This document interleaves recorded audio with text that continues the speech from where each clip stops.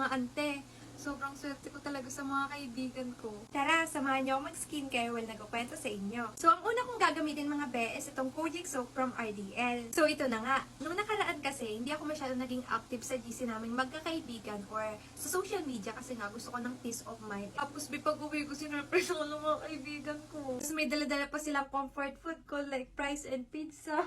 Hindi talaga ako aware sila na ganun nga yung pinagdadaanan ko or like stress ako noong mga panahon na yun. By the way, ang gamit ko nga pala is itong facial cleanser from RDL. Hindi ko naman naisip na like mapapansin nila yun kasi nga 2 days lang ata yun. Pero mga be, sobra talaga yung iyak ko nun and at the same time, sobrang kinilig ako kasi nga first time lang nangyari sa akin yun like sa buong buhay ko. Gamit ko nga pala itong whitening lotion from RDL. Tapos yung mga be, na-realize ko na hindi lang pala yung pamilya ko yung palaging nandyan para sa akin, na meron din akong mga kaibigan na nandyan para sa akin through ups and downs. Kaya hindi ko talaga makakalimutan yung araw na yun. Yun lang mga ante!